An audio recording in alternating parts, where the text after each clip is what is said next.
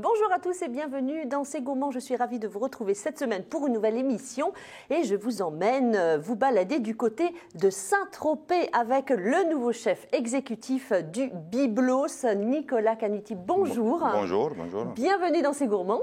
Bonjour, bonjour. Je suis ravie de vous recevoir. Alors, vous avez pris les commandes des cuisines des différents restaurants du Byblos à Saint-Tropez. Un établissement que vous connaissez déjà. Oui, j'ai déjà travaillé dans le 2002 au Byblos Saint-Tropez, donc c'est aussi c'est un établissement, c'est un rêve aussi de retourner. Oui. Ça, c'est une icône des hôtels en France, aussi dans le monde, qui m'a aidé aussi dans toute ma carrière avec sur mon CV et aussi pour tout le monde qui connaît le Byblos à Saint-Tropez.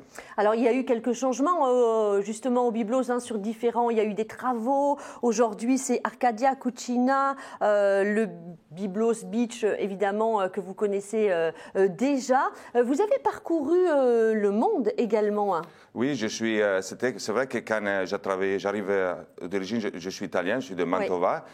Et j'ai travaillé en Italie, pour 6 ans en Italie. Et après, j'ai travaillé pour Monsieur Ducasse. J'ai travaillé à Paris. Et après, je suis à Londres. Après, je suis redescendu à Saint-Tropez. Et c'était un peu, Byblos Saint-Tropez, c'était un de mes derniers établissements que j'ai travaillé en Europe.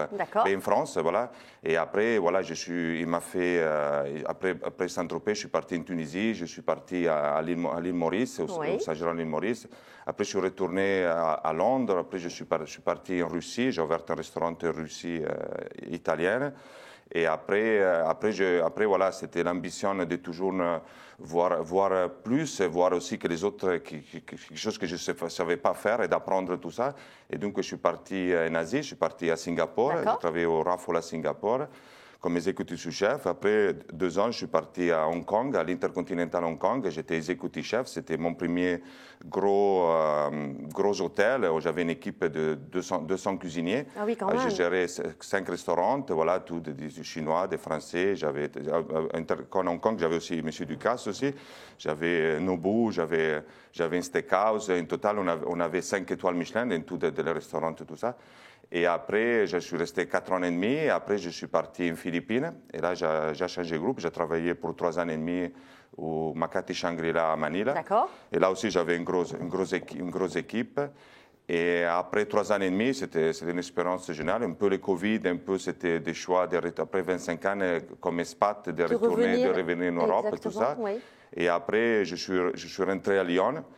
Et à Lyon, j'étais embauché à l'Institut Paul Bocuse à Lyon. Et ça aussi, c'était une autre expérience, parce que là, vous avez donné des cours à des élèves. Voilà, j'étais professeur et donc c'était une expérience de partage avec des élèves. Et ça aussi, ça m'a changé un peu de donner mon expérience et aussi mon choix de métier que j'avais choisi, que c'est un métier génial, et donc partager mon métier avec les nouveaux chefs, voilà, qui est bien de faire comprendre que le travail qu'ils ont choisi, c'est un travail génial et que ça peut porter pas juste être chef de cuisine, mais c'est déjà une très bonne étape, et ça dépend du choix de chacun qui vient, mais aussi vous pouvez aller où vous voulez dans le monde, aussi comme gérer un hôtel. Oui, c'est un métier très riche. Très riche, tout ça. Et ça, c'est vrai que quand on est jeune, on ne connaît pas très bien ce métier, et donc c'est le partage de ça que ça aussi, ça m'excite à le partager, parce que c'est ce que j'ai vu et je ne regrette rien, mais aussi que les autres ne perdent pas l'opportunité de continuer ce travail, parce que c'est un travail génial et tout ça.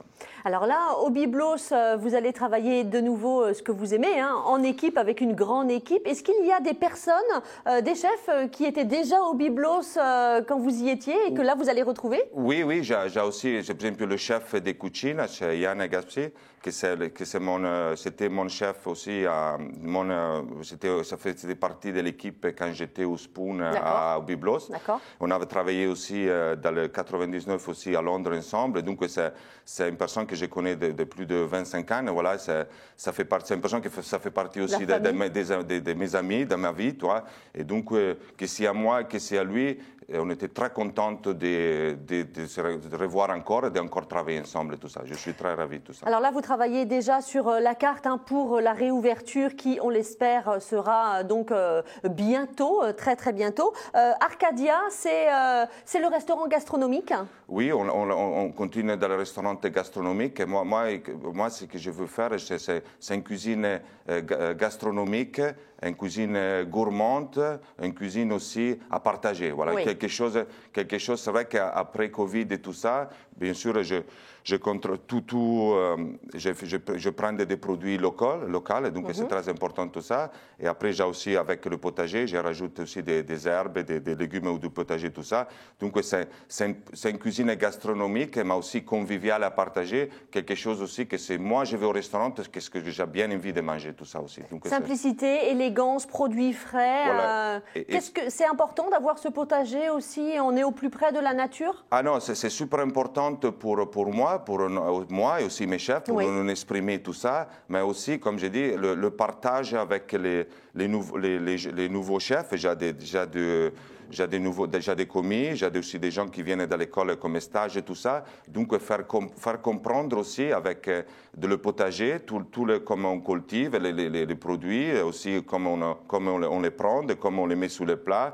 Et aussi, je vais travailler aussi comment on fait un compost aussi pour toutes des petites choses que des fois des gens ne connaissent pas, et je veux mettre en place tout ça pour que ce n'est pas juste les produits qui arrivent à la matin dans la caisse, mais aussi où arrivent les produits, comment on les cultive et comment on passionne et tout ça. Bien sûr, et puis aller à la rencontre aussi des producteurs dès que l'on peut. Enfin voilà, c'est vraiment un métier de partage, de toute façon, et de passion. Tout le travail que j'ai fait aussi les 2 mois que j'ai commencé, je suis déjà voir les producteurs et tout ça. On est tous envie d'ouvrir, envie de partager ça, qu'est-ce qu'on a fait, et ça c'est super important tout ça.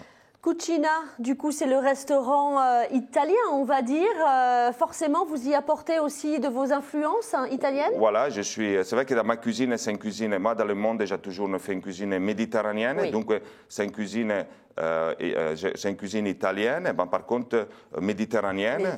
Donc ça, par contre, Arcadio, c'est une cuisine méditerranéenne. En Provence, c'est aussi tous les restaurants en Provence, ils donnent la cuisine méditerranéenne, et plus il y a des tâches comme la burrata, des pastas, tout ça. Donc c'est ma cuisine, c'est mon histoire, donc c'est la bonne place pour m'exprimer. Et Cucina, déjà l'année dernière, ils ont fait un super travail. Monsieur Ducasse, il a choisi de faire une cuisine très simple italienne, mais c'est ça qu'est-ce que les gens ils veulent. Quand on va dans un restaurant italien, on expecte quelque chose de très italien, et qu'est-ce qu'il a fait? C'est pour ça que ça réussit comme ça. Bien sûr. On va continuer dans le même esprit, avec la recherche des produits, et voilà, et mon expérience et ma culture, et qu'on reste bien dans l'idée de Monsieur Ducasse, on reste italienne, 100% italienne, et on partage, et voilà. Autre ambiance, autre lieu, c'est le Byblos Beach. Quelle est la cuisine du coup? On s'adapte forcément au lieu. Qu'est-ce qu'on va pouvoir y déguster au Byblos Beach? Au Byblos Beach, c'est la beach. Donc il y a une très belle cuisine sur place d'ailleurs. Ah ouais, c'est vrai que moi aussi quand je suis venu au Byblos, je pensais que c'était une cuisine de camping, tout ça. Ah non, c'est la cuisine. C'est la cuisine, on a une très jolie cuisine et tout ça. On a des très bons chefs, j'ai mis aussi une très bon chef, et c'est vraiment, on est à côté de la plage, donc on regarde la plage, et qu'est-ce que ça sort de la plage? C'est les ceviches, c'est le poisson. Là j'ai fait aussi cette année, j'ai mis aussi un vivier de lobster. D'accord. Et donc c'est des homards, donc c'est excusez-moi, des langoustes, voilà. Ouais. Et donc les gens ils peuvent choisir son langouste, on la pêche, on la fait voir aux clients, et après on la grille, après on a tous les barbecues, donc on a choisi de la très bonne viande française aussi pour la grillade, le poisson, des légumes verts. Et les gens qui viennent à la plage, ils veulent une très bonne salade, c'est des plats uniques qui normalement une très bonne salade, un bon poisson grillé, des bons desserts avec des fruits, tout ça. C'est une cuisine simple, et on doit respecter qu'est-ce qu'on a devant, c'est la mer. Et on doit respecter tout ça. La mer, et derrière on a les collines, les montagnes, on respecte aussi ça. Et on est pas mal. Et on a un producteur de légumes juste à côté. On a déjà choisi des producteurs juste à la plage. C'est facile pour livrer tout ça. Et aussi l'environnement, aussi tout qu'est-ce que ça avec toute la cuisine et le respect de tout ça. Nicolas, je vous propose tout de suite mon interview du tac au tac. Ok, pas de problème. Quel est votre souvenir d'enfance gourmand? Gourmande, c'est la cuisine, je suis italien, donc c'est la cuisine de ma grand-mère. Oui. Les plats qu'il me faisait le dimanche avec ma famille, on partait de ma grand-mère et c'est les plats, c'est ça qui m'a fait envie. J'étais vraiment très gourmande, j'ai mangé beaucoup quand j'étais petite, donc j'avais envie d'aller le dimanche pour manger les plats, les bouillons, c'était l'agnolotte in brodo de ma grand-mère qui les faisait la matin, les bouillons, les rôtis, les choses très très très simples. Mais c'est ça avec beaucoup de goût. Beaucoup de goût et c'est ça que c'est la première étape qui m'a fait choisir ce métier, tout ça, envie, le pouvoir faire aussi, voilà, transmettre ça. Transmettre également. Un ingrédient que vous avez tout le temps dans votre cuisine? Moi ma cuisine, c'est assez, le vinaigre, c'est le vinaigre, c'est les produits, bien sûr, les produits faits, mais le vinaigre, ça me donne un peu la fraîcheur de mon palais, tout ça. Je travaille avec différents vinaigres pour donner des goûts, tout ça. Le vinaigre, ça, je ne dois pas m'empêcher de ça.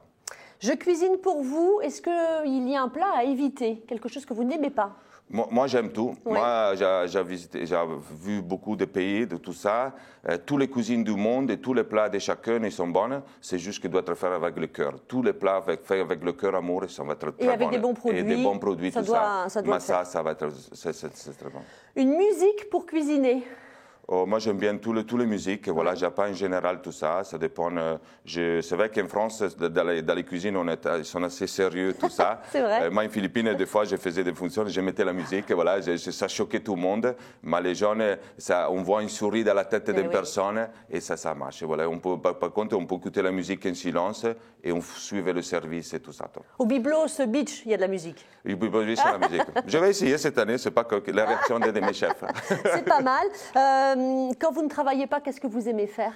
Moi, mes derniers 3 ans, j'étais très sportive parce que ça m'a aidé. C'était bouger tout le temps, ouvrir des hôtels et des choses comme ça. C'est super difficile, c'est super stress.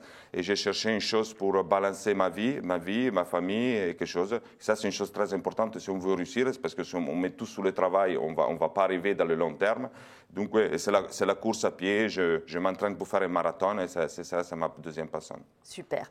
Merci beaucoup, Nicolas, d'être venu sur le plateau de C'est Gourmand. On vous retrouve dès l'ouverture. On suit ça sur les réseaux de près. Évidemment, à l'hôtel Byblos, où on peut évidemment séjourner également. Donc, si vous voulez vous régaler, c'est la bonne adresse. Et c'était notre coup de cœur de la semaine. À très bientôt. Merci beaucoup de l'invitation. Merci beaucoup. Je vous souhaite à vous une très, très belle soirée. Soyez gourmands et prenez soin de vous. À la semaine prochaine.